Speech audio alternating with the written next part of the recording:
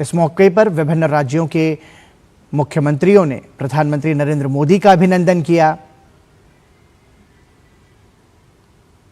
देश के सर्वाधिक कार्यकाल के निरंतर निर्वाचित प्रधानमंत्री के रूप में हमारे प्रधानमंत्री नरेंद्र मोदी ने कीर्तिमान स्थापित किया है। एनडीए नेताओं ने प्रधानमंत्री का अभिनंदन किया। भारत मंडपम में एक भव्य समारोह का आयोजन किया गया, जिसमें प्रधानमंत्री के निर्णायक और मजबूत नेतृत्व को सराहा गया।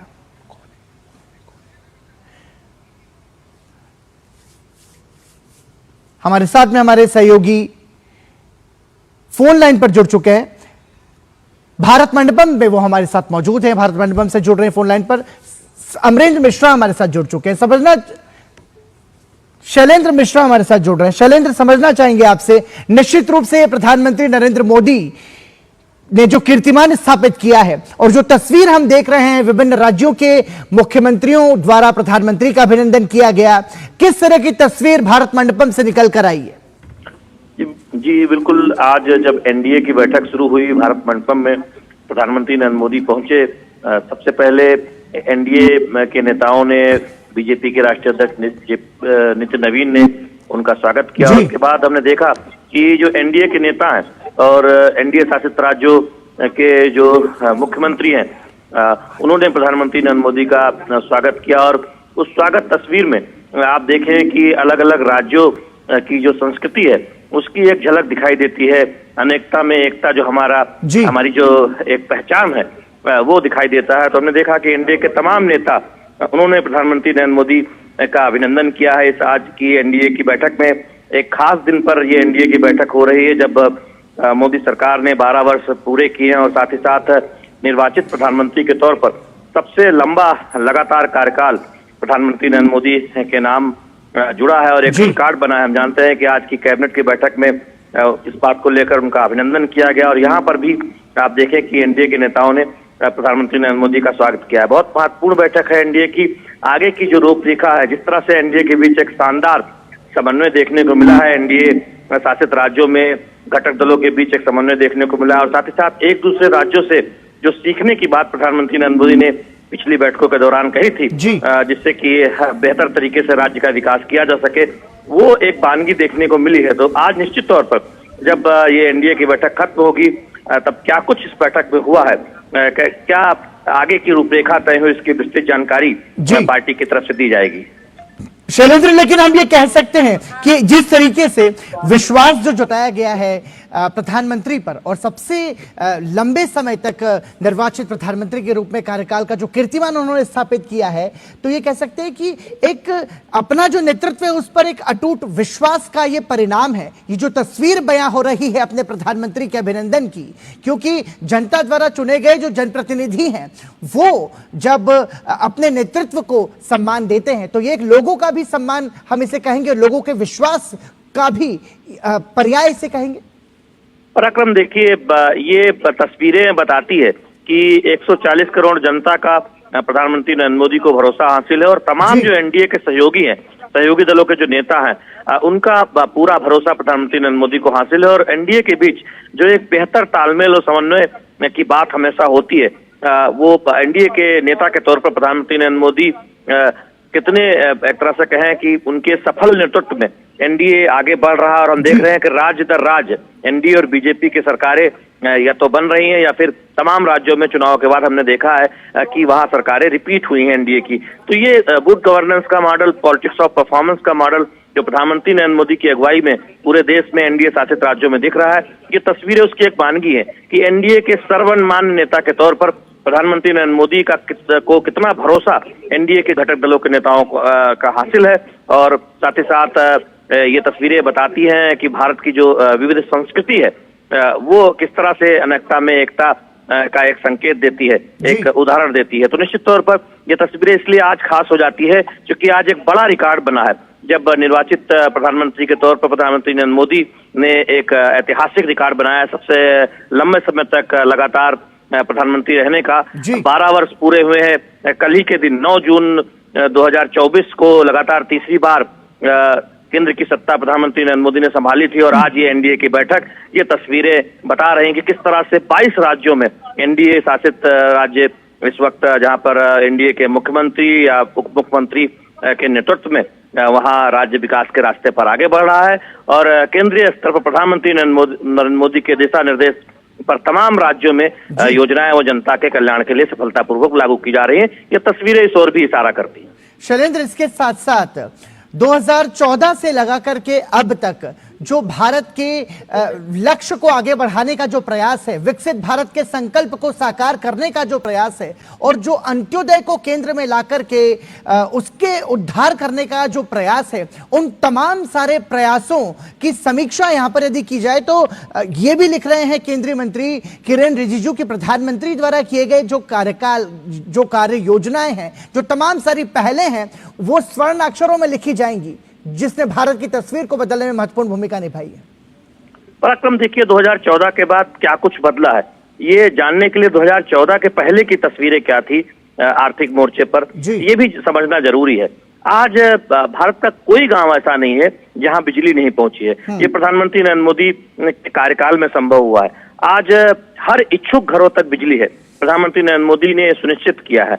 आज गैर पारंपरिक ऊर्जा, रिन्यूएबल एनर्जी में हम बहुत तेजी से आगे बढ़े हैं और सोलर में तो हमने कई देशों को पीछे छोड़ दिया है। ये प्रधानमंत्री नरेंद्र मोदी के कार्यकाल में सुनिश्चित हुआ है। आज हम 81 करोड़ लोगों को हर महीने मुफ्त राशन मुहैया करा रहे हैं। ये दुनिया ने इस मॉडल को देखा है। आज हम दुनिया की सबसे बड़ी स्वास्थ्य योजना को संचालित कर रहे हैं। 60 करोड़ लोगों से अधिक लोगों को उसको फायदा हो रहा है। सभी 70 वर्ष से ऊपर के बुजुर्ग उसमें शामिल है। दुनिया इस बात को देख रही है। 4 करोड़ से ज्यादा घर बन चुके हैं इन 10-12 सालों में। दुनिया ने देखा है कि कैसे जिनके पास घर नहीं था उनको घर मुहैया कराने का काम किया गया है। हमने देखा है कि स्टार्टअप इकोनॉमी किस तरह से आगे बढ़ी। आज भारत के स्टार्टअप दुनिया में जाने पहचाने जाने लगे हैं। इसके साथ ही साथ वंचितों का कैसे कल्याण करना है, कैसे पीछे छूट गए लोगों को सहारा देना है, तमाम सामाजिक योजनाओं का कवरेज वो बीते 12 वर्षों में कई गुना बढ़ा है। 3 गुना तक कई सामाजिक योजनाओं का कवरेज बढ़ा और नई योजनाएं शुरू की गई हैं।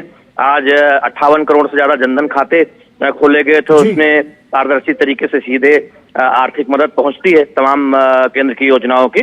तो ये अपने आप में एक ऐतिहासिक क्रांति का दौर बीते 12 सालों में भारत ने देखा है, जिसमें स्पीड कई गुना है, जिसमें पारदर्शिता है, जिसमें नई नई योजनाओं के जरिए जन कल्याण की भावना है, जिसमें आत्मनिर्भर भारत की रूपरेखा है कि कैसे डिफेंस में हम अब एक्सपोर्ट करते हैं, कैसे हम सेमीकंडक्टर में आगे बढ़ रहे हैं, कैसे मोबाइल मैन्युफैक्चरिंग अब भारत में हो रहा है।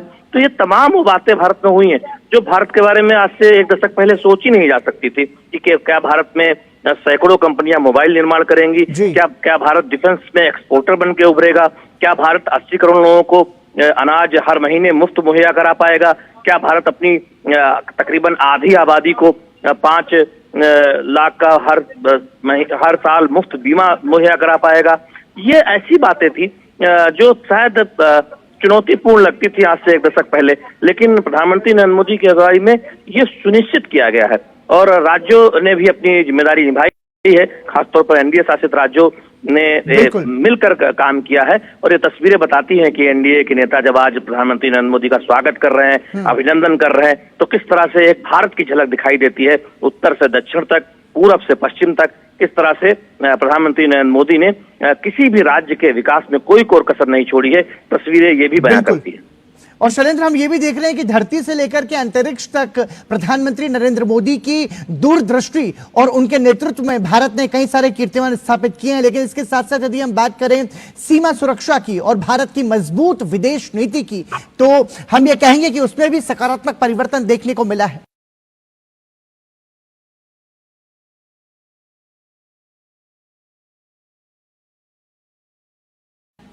देखिए, पहले आंतरिक सुरक्षा पे आप देखें तो भारत आज नक्सल मुक्त हो चुका है।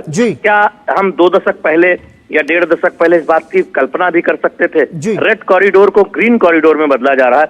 आज संभावनाओं का क्षेत्र वहां पर पनप रहा है, उन क्षेत्रों में जहां से नक्सल पूरी तरह से खत्म किया गया और आज भारत पूरी तरह से नक्सल मुक्त हो गया है। हम अगर आप बात करें कि किस तरह से आतंकी घटनाओं का भारत ने जो मुंहतोड़ जवाब दिया है, और चाहे वो ऑपरेशन सिंदूर हो या उससे पहले आप बालाकोट स्ट्राइक की बात करें, इस तरह से तमाम जो फैसले प्रधानमंत्री नरेंद्र मोदी की अगुवाई में देश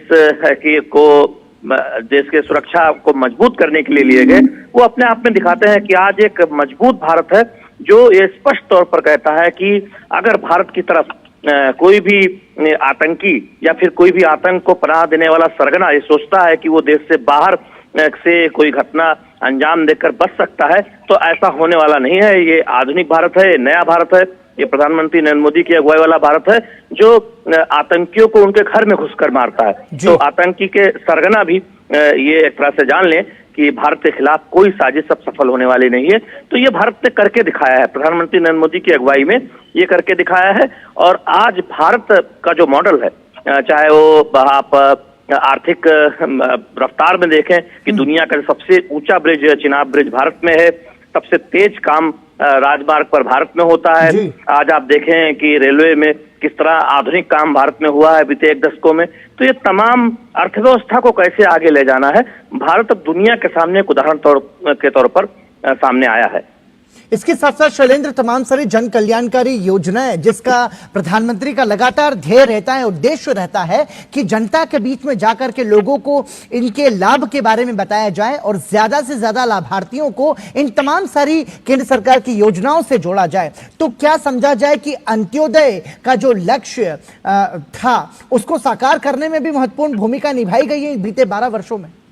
पराक्रम, इसमें क्या संदेह हो सकता है कि आज 21 करोड़ लोगों को हर महीने मुफ्त राशन मिल रहा है, 4 करोड़ से अधिक लोगों को परिवारों को पक्का घर सुनिश्चित हुआ है, जरूरतमंदों को मुफ्त इलाज मिल रहा है और साथ ही साथ तमाम वो सुविधाएं जिससे वो आर्थिक तौर पर आत्मनिर्भर हो सके। तो ये अपने आप में दिखाता है कि गरीब वंचित की चिंता सबसे पहले की गई और जो अंत्योदय की अवधारणा है पंडित दीनदयाल उपाध्याय की, उस पर आगे बढ़ने का काम प्रधानमंत्री नरेंद्र मोदी की अगुवाई में